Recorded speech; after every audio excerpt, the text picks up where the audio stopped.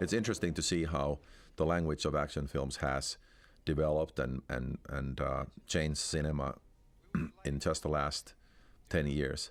There wasn't really this genre of hostage movies and terrorist movies, except for a few examples maybe in the 70s and then in the 80s. And then it became like a real staple of filmmaking. You had every movie in Hollywood, every action movie was referred to as Die Hard in a bus, Die Hard on a boat, Die Hard in a telephone booth, Die Hard in an ice cream parlor. And that's how lots of screenplays were sold, and it became a pattern of having this sort of a crazy, disillusioned ex-military man who is going to show the world and take over and right the wrongs and take hostages and doesn't care what the price is because he has these higher principles that his deranged mind has created, and this has been ongoing now for at least 10 years, and probably now is diminishing because it's been done so many times that the audience doesn't really probably buy it anymore, and it'll be interesting to see where action films go in the future when new genres and new type of scenarios have to be created. To bring a huge film crew here, the lights, the cameras, the actors, it was absolutely impossible. So we ended up building this whole thing. We ended up designing an area where these belts moved in certain ways that would serve our action and could be controlled in a very safe way. And in those days, it was fashionable to have lots of fans and lots of smoke. So there you see one of those kind of trademark of the late 80s, early 90s action film cliches, you could call it now. A spinning fan. Movie without a fan is just not exciting. And of course, we used a lot of smoke and steam and blinking hazard lights and so on to give this sort of an unsettling feeling, and then this shootout. It was quite complex to put this scene together. And what makes, in general, action films complicated is that you want to have a certain amount of firefights and then certain amount of sort of hand-to-hand combat. And you always are looking for the new weapon. And here you see the new weapon, which is, of course, a golf club. And in order to get people into these hand-to-hand battles, you have to lose the guns. So you always have to come up with that critical moment when, oops, I dropped the gun, what am I going to do now? And in this case, of course, it was some luggage falling on Brucey's hand, or him hitting the bad guy with the golf club. And then you try to come up with all kinds of devices. There it was a bottle of hairspray, and of course the bad guy, instead of hitting him, he hits the bottle of hairspray, and there he hits a lamp. These are the sort of action movie cliches that you see a lot, but obviously you can't be in the first 20 minutes of the story hitting your hero, because that'll make the movie quite a bit shorter than what the audience is used to. And here we just used the structures and built the structures in a way that we could really create this sequence. It was really sort of a ongoing dialogue between the screenwriter and us, the filmmakers. I would work from the script and create my storyboards, and then sometimes I would come up with ideas when I was doing the storyboards, and I would show those to Steve D'Souza, and then he'll work from the storyboards and incorporate them into the script. And there's a gruesome moment where you sort of get the same treatment that your clothes maybe get from at the dry cleaners, but it's only the bad guy's head this time. There's always, every action movie set has lots of steam and lots of pipes to hang from, and they usually conveniently bend and then let the hero land safely. Now you're going to pay the penalty. This sequence is something that was target for much debate and disagreement. I felt very strongly that these terrorists had to do something extremely evil and horrendous in order to make their threat real. as terrible as it seems, I felt that they had to bring a plane down in order for us to believe that they are capable of doing this. It's not empty threats. This is a real situation, and the stakes are extremely high. Fox executives were against this. They felt that it was something that the audience could never recover from, and just too gruesome to bring an entire plane filled with people down to the ground. I said, well, this is reality. It has happened. It happens in the world. In order to create these villains as the true evil, we just had to go for it. Until the last moment, the argument was that it should be an empty plane. It's a cargo plane. It doesn't really have any people in it except for the pilots. And I said, I don't believe that. I just don't think that that's gonna ring true. And I guess therefore I got the reputation of having killed more people in one action movie than anybody else. And I'm sorry to have that label, but I felt that it was important for this film.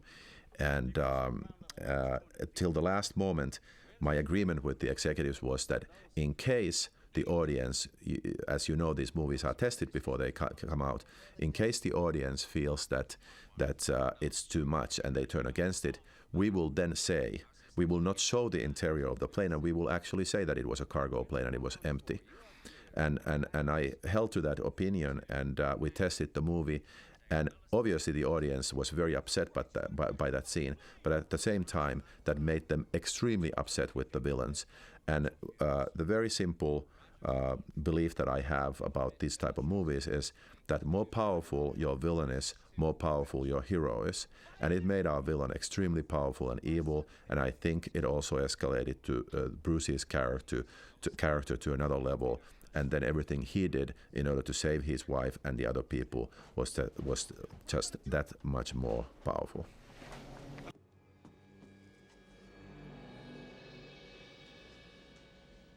This scene was very important to us. We wanted to establish how ruthless Bill Sandler's character is, how absolutely purely evil and dangerous and unpredictable he could be. So therefore we did this little scene where he's about to shoot one of his men, the close-up of the trigger finger, his eyes, and then the empty gun is maybe something that we've seen dozens of times today, but in those days we were still able to get the audience on board and create a suspenseful moment where you really had no idea what was going to happen.